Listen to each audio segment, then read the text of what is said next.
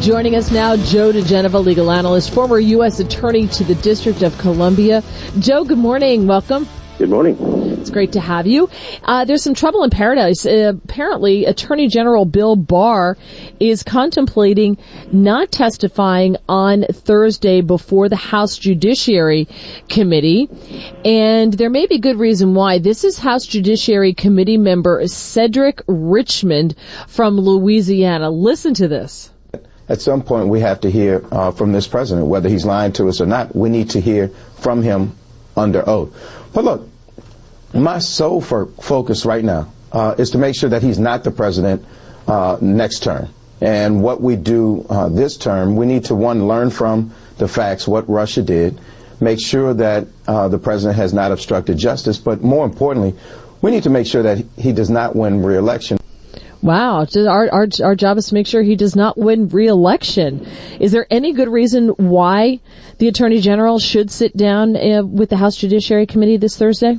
Well, no, actually, Congressman Richmond, a Democrat from Louisiana, is actually doing a wonderful job of creating a legal basis for the President of the United States to invoke executive privilege and refuse to allow anybody to testify or to produce any documents to the House of Representatives, because it's clear that under prevailing case law, the motivation for this is not legitimate legislative oversight or a legislative purpose, but rather it is harassment of the President of the United States, a political motivation to influence an upcoming election, all of which are illegal under Supreme Court case law from the 1950s about when Congress has the power to use its vast investigative power and when it doesn't.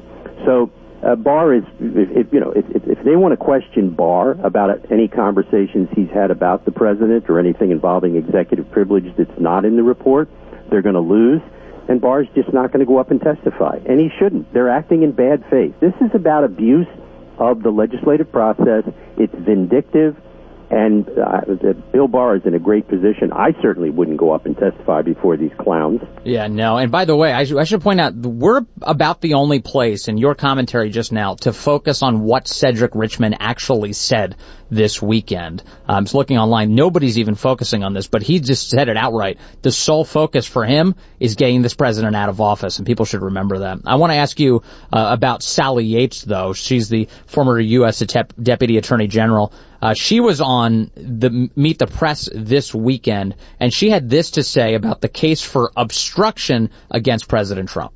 If not for the Office of Legal Counsel prohibition against indicting a president, should there have been further steps? Do you think that there, in fact, on obstruction, would have been an indictment? Well, I've been a prosecutor for nearly 30 years, and I can tell you I've personally prosecuted obstruction cases on far, far less evidence than this. And yes, I believe if he were not the President of the United States, he would likely be indicted on obstruction. Yeah, she's kind of a biased figure in this, is she not? Well, Sally Yates is, of course, a disgraced Deputy Attorney General and acting Attorney General. She was fired by the President of the United States for refusing to obey a presidential order. She is a partisan. She is a hack. Believe me, if she's prosecuted so-called obstruction cases on less evidence than this, I'm sure she lost them. She didn't say she won them. She said she prosecuted them. That would have meant that they were brought in bad faith. Mm-hmm. Sally Yates is a hack. They sent her out this weekend for one reason and one reason only.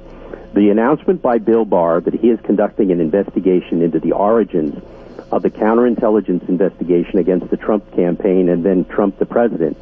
They've got her out there now starting a narrative to protect themselves. Let's remember what Sally Yates did. She's the moron who came up with the theory that Michael Flynn had violated the Logan Act by meeting with the Russian ambassador. That, of course, was an utter falsehood. She made it up to create a reason to spy on him and to spy on others.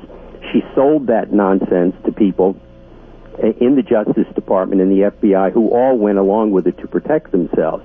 Yates has a lot to explain. She is going to be at the center of the entire scheme to frame Donald Trump, and I hope they keep sending her out because she is as dumb as a post. By the way, she's Chris Wray's law partner from King and Spalding in Atlanta, Georgia. How about that? What a world. A loser FBI director and a conniving, lying former deputy attorney general. Wow, I did not know that. King and Spalding is producing for the world out of Atlanta. Joe, any more on the IG report? We haven't really heard much about this. Do we have a date or any idea as to when this is going to finally come out? I expect it to be right on the money at the end of May or the beginning of June. I think it's going to be devastating. I think it's pretty clear now that a number of people at the top of the FBI and, more importantly, at the top of the Department of Justice violated the law. They didn't just make some administrative mistakes. I've seen some people saying, oh, this could be just administrative errors. When you lie to a federal court in a FISA application, that's a crime. Mm-hmm. And when you use those lies and you hide from the court information which is exculpatory against people like Carter Page and others, you've done more than an administrative oversight. This was a scheme and a plot by people to undo this election of President Trump. It was a coup d'etat. It didn't work, and the president is justly angered by it. And he was justly angered during the Weissman probe. I call it the Weissman probe, not the Mueller probe. Bob Mueller has long since passed the due date on best used by date on his professional career. This is a Weissman special. The president knew it from the beginning, and he was rightly angered and had every right in the world to object publicly to what was happening to him. There was no obstruction by him, and Sally Yates' analysis is ludicrous. Well, in terms of the actual plot against the president, Vice President Mike Pence got some attention this past week because Ron Johnson and Chuck Grassley in the Senate, they sent a letter to Bill Barr talking about the existence of text messages between Strzok and Page showing an effort to, quote, infiltrate Pence's staff. The vice president releasing a statement condemning that. What did you make of that exchange in the vice president's statement? That's a very serious matter that is being looked at by the attorney general as part of his investigation. Here's what happened. Peter Strzok had someone working in the counterintelligence operation of the FBI. She was a woman.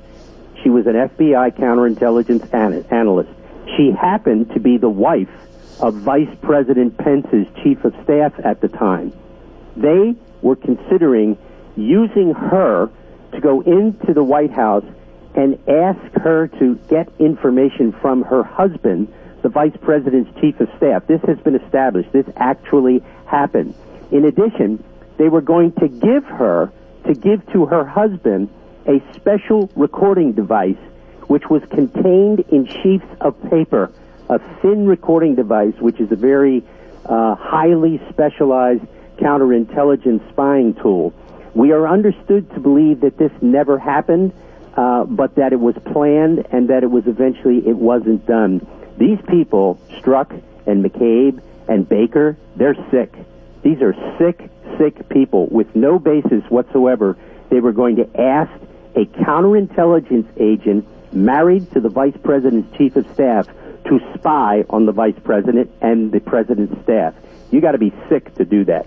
Well, I am anxiously awaiting the IG report coming out. I just hope it's not for us what the Mueller report was to Democrats. I hope it is much more exciting and lays bare a lot of these things. Joe, love when you come on. Thank you so much. You bet, guys. Have a great week.